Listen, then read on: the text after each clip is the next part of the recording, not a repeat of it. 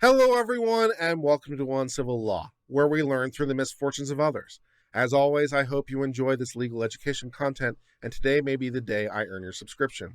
For today's story, we're responding to a op-ed from Lawrence Tribe, who is a very famous law professor at Harvard. Back in the day, Lawrence Tribe could properly be described as one of the GOATs. He thought that he was definitely someone that you would refer to. But unfortunately, Lawrence Tribe has become very partisan and somewhat of a joke of his late. So the CDC, as we all know / love, has extended the eviction moratorium in apparent defiance to the Supreme Court. But that's okay. Lawrence Tribe is over here to tell us how this moratorium extension is super duper legal. Super duper legal. Okay, so apparently it's me versus a well-established Harvard law professor. Let's see how well this goes. Okay, let's get started with this.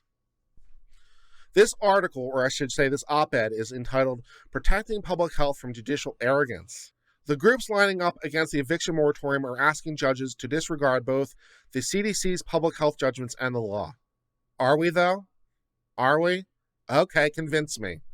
Convince me. I'll be as open-minded as I know how to be.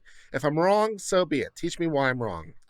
The Center for Disease Control and Prevention recently ordered a new federal moratorium on evictions, a critical protection for millions of Americans facing potential homelessness in the throes of coronavirus that's already claimed more than 615,000 lives, with much of the nation taking renewed measures to reduce transmission in face of the more transmissible and ever more scary Delta variant.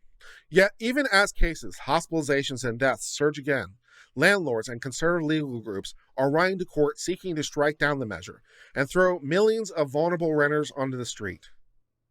Their legal arguments are a mix of pretext, legal sophistry, and misrepresentation. Well, I feel just directly attacked. I feel like, Lawrence Tribe over here is giving no credibility at all to the other opposition. I feel like we have a pretty credible legal argument. In fact, I think it's a winning legal argument. But apparently, I'm engaging in pretext, sophistry, and misrepresentation. Wow. That's pretty insulting. Okay, convince me of that. The latest challenge is by the Alabama Association of Realtors, which this week filed an emergency motion asking the federal court to strike down it. We covered it. I thought it was pretty good. Claiming a majority of the Supreme Court made it clear any eviction moratorium was unlawful. That's kind of how I counted. As the Department of Justice made devastatingly clear in response, the Supreme Court said no such thing. I found their response very, very wanting and not particularly convincing. It is the only order on the issue the court actually ruled against the realtors. In a kind of technical sense, yes. Any contrary understanding rests on shameless deception. Well, it's true that they didn't vacate the ban, but the reasoning of the decision would go the other way, right? I mean, it's true that they didn't strike it down, but it's true because Kavanaugh said not now. It's going to end in 3 weeks. So in a technical sense, they ruled against the realtors, but, in a practical sense, not so much. These same realtors challenged the Trump administration's broader eviction ban last year. They sure did, alleging the CDC lacked authority from the CDC to halt evictions. Yeah, that's my reading of the law. In May, Judge Friedrich, a Trump appointee, which must mean that he's evil, agreed, but allowed the moratorium to remain in place, given the ghastly consequences of stripping away the eviction, which is perfectly reasonable, right? It's perfectly reasonable. He's a lower court judge. He doesn't want to make a binding order on the entire nation, right? He says that I think it's illegal, but I'm going to stay in my own order so you can seek appeal. Perfectly reasonable under the circumstances. It's a moderated approach and kind of admirable, to be quite honest. Having been given their cake but not allowed to eat it, the realtors appealed twice but lost. A unanimous panel of the D.C. Court of Appeals not only kept the moratorium in place, but made quick work of Frederick's claim the moratorium was unauthorized by Congress. Yeah, the D.C. Court of Appeals is in contrast to every other Court of Appeals that's considered this. And I read the D.C. Court of Appeals decision, and I also thought it was kind of crap. I thought that all the decisions from every other circuit that looked at it was a lot better. The DC Court of Appeals was struggling hard to make it legal. And it's just like, no. So, yes, the DC Court of Appeals ruled against the Realtors, but that's because in this particular instance, the DC Court of Appeals sucks. So, and there's plenty of legal authority going the other way. The Supreme Court, too, kept the moratorium in place by a 5-4 vote in a technical sense, although Justice Kavanaugh, writing alone, suggested that his vote with the majority was premised on the expiration date, and further extension would require cleaner authorization from Congress. No other justice expressed written views. Yeah. As the DOJ explained, mounds of established law clearly belie the incorrect premise that a Supreme Court ruling can be created by cobbling the votes of dissenting judges with a concurrence. But is that what's happening? I'm not sure that's what's happening. Kavanaugh's brief statement reflected the advisory view of one justice. The full court acted to let only the previous moratorium stand. Justice Kavanaugh is going to kick your ass. I think Justice Kavanaugh is going to write this new opinion and absolutely destroy you because you made him look like a fool. So my prediction is Justice Kavanaugh will be writing the majority decision whenever this comes down, and he's going to strike at you hard. You're going to suffer and go up in flames. Indeed, the highest court to issue a binding ruling on the merits, the D.C. Court, concluded that they had ample authority to issue the eviction ban. Yeah, the D.C. Court of Appeals was wrong, legally. If you want to talk about legal sophistry, the D.C. Court of Appeals, man. If you want evidence of that, please see other courts of appeals that have said exactly the opposite, and then read it and tell me it makes sense, because no. The D.C. Circuit's conclusion underscores the most critical point. The CDC's moratorium is plainly lawful, an exercise of authority granted by Congress. No. Which empowered Health and Human Services to make and enforce such regulations as, in its judgment, are necessary to prevent the introduction, transmission, or spread of communicable disease. No. Because then the statute then goes on to say, here are the methods by which you can do that. Right? It says, here's the reason you can do it. Here's the methods by which you can do it. Reading those words to exclude measures to prevent a flood of homeless people from entering a stream of contagious commerce, because the text goes on to specify examples like fumigation. Yeah. And because explicit power to quarantine is contained elsewhere in law. Yeah. Is an exercise in linguistic legerdemain that would make ancient sophists blush. Okay, no, I don't agree it's sophistry. No, here's what the statute basically says. It says the part you said, right, that it can make regulations that are necessary to prevent the spread of communicable disease. And then it goes on to say, here's how to do it. So if you read the first sentence in complete isolation and said the CDC can do whatever it wants, what's the point of the second sentence, right? We assume it's a well-established principle of law. We assume that everything Congress writes has a meaning. Every word has a meaning. We assume they're not writing just for the hell of it. We're assuming everything has a meaning. So if you stop at the first sentence and say, well, the CDC can do whatever it wants, then why did Congress go on to write specific examples? Because what would be the point, right? If they can do everything, why give examples? And then also, why talk about quarantine in a different section completely, right? It's the whole Congress meant all this stuff. So it's very disingenuous in my mind to read the first sentence in isolation and says, oh, this sentence alone says we can do all the things. Then what's the point of the rest of the code? If Congress really meant you can do all the things, why didn't it just say that and just stop? CDC, you can do anything you want in order to preserve the public health, period, end of section. Why go on writing things? It's obviously clear that Congress didn't mean literally everything. It meant here are methodologies you can do it, like fumigating, like quarantining. These are specific examples of the, yeah, okay. So I think saying that this would make the original sophists blush, no, I'm not really seeing that one, to be quite honest, on my legal read. There is no reasonable doubt, really, that this new moratorium will reduce the deadly COVID spread, or its careful limitation to high-risk areas, which are 80% of all counties and impact 90% of all Americans, and occupants likely to become homeless if evicted is tailored to do so. Even landlords who brought the suit against the earlier moratorium conceded the order did indeed prevent the spread of disease. Okay.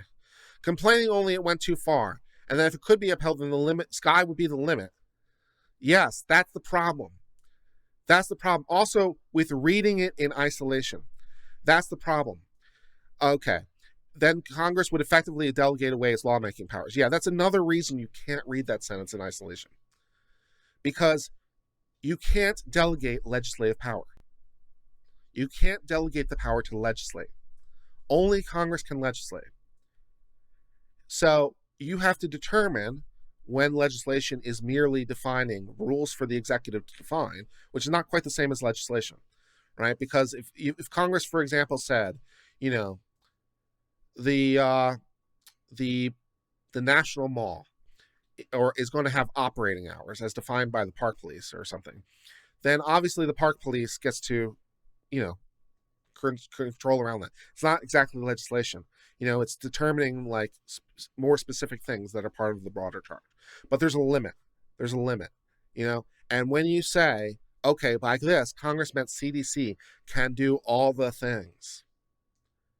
I think you saying, yeah, that's an unlawful delegation of legislative power is looking pretty good. So it's unconstitutional if you read it that way, which again, I don't think is sophistry, but apparently Lawrence Tribe disagrees with me for some reason. Okay. But linguistic acrobatics have never been the real game. I feel like you have to do more linguistic acrobatics to come to the contrary conclusion, to be quite honest.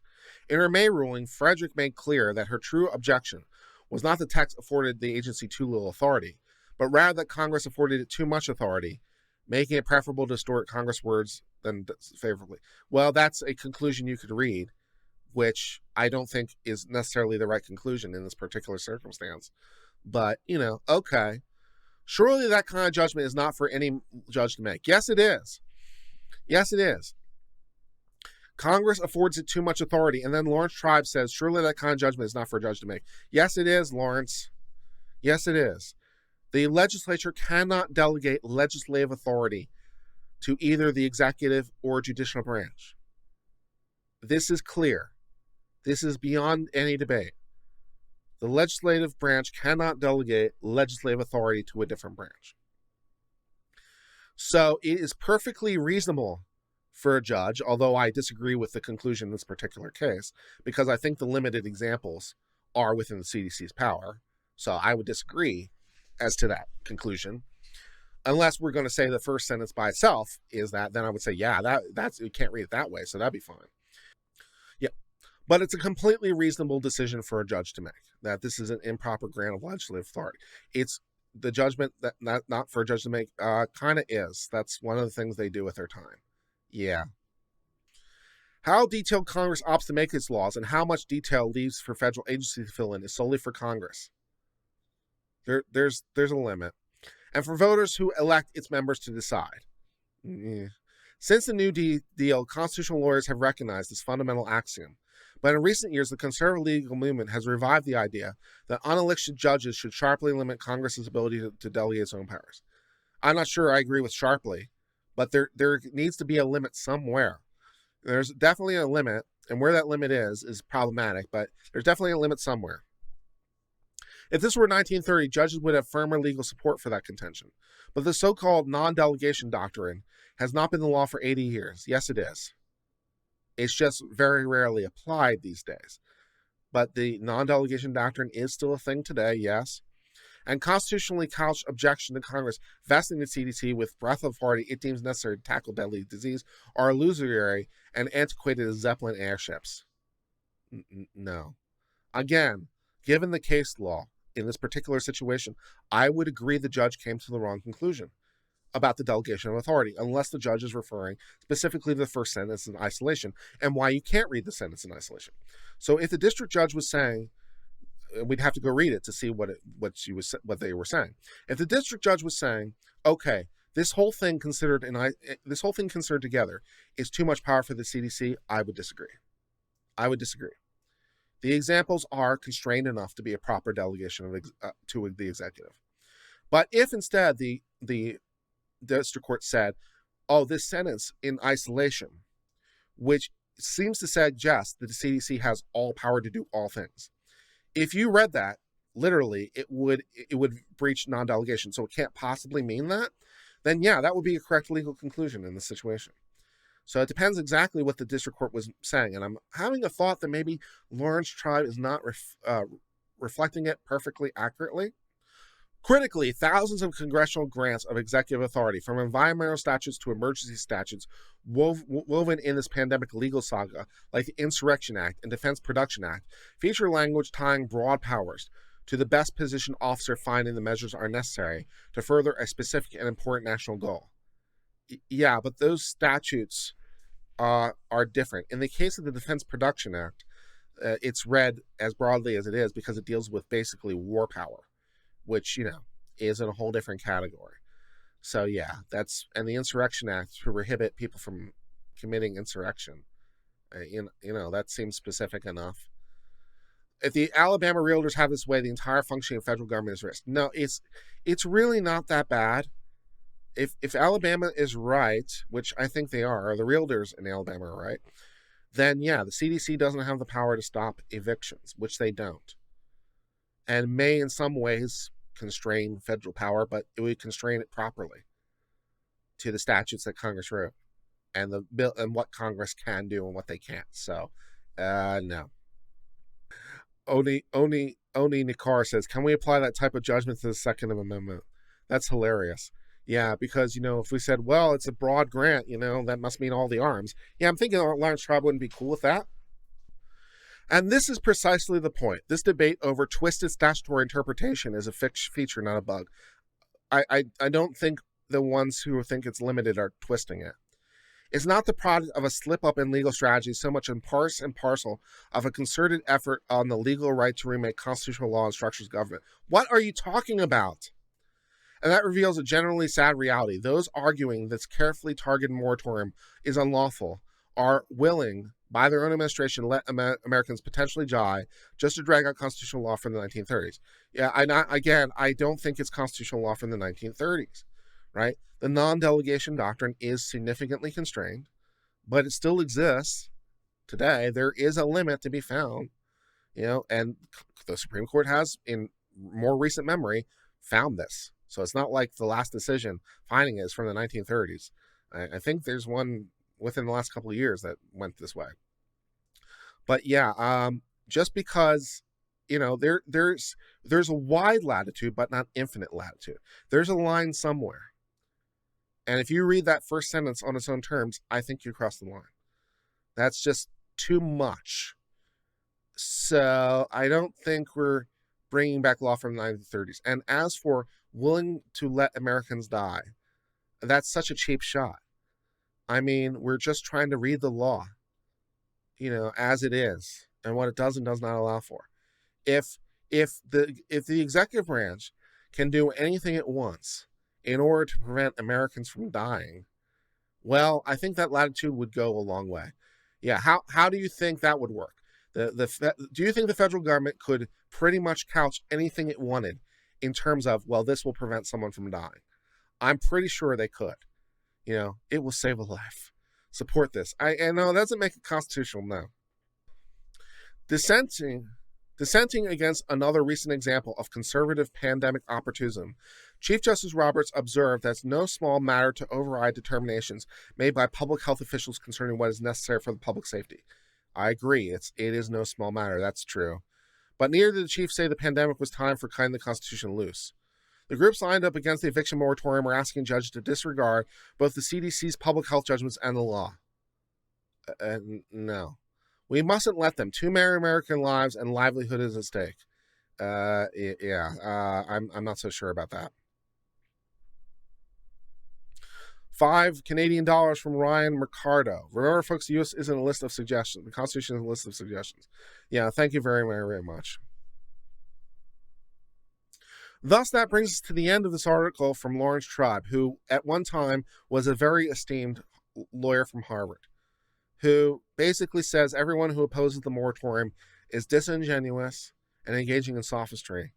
And, no, I've tried to read the statute and tried to be legally faithful, and no. I don't think the CDC can do all the things, because that would be an unconstitutional grant of legislative authority. It is a tough trigger to pull, but I think you're there under that one. Under the more limited reading, I don't think you're there. But then again, I don't think the power to prevent evictions is within the bounds of the law. So Lawrence Tribe, at least in my view, is saying, let's ignore this or pretend it's there when it's not, because if we don't, millions of Americans would die. And if people will die is a good enough reason for the executive to ignore the law, I'm feeling that kind of has no limits. So, not feeling that one. So I'm going to go ahead and disagree with Lawrence Tribe over here. And that brings us to the end of the discussion of this article. Thank you so much for being part of the Uncivil Law family. If you enjoyed this legal education content, please hit the subscribe button. It really helps the channel grow. We appreciate your continuing support. And until later, my friends, cheers and goodbye.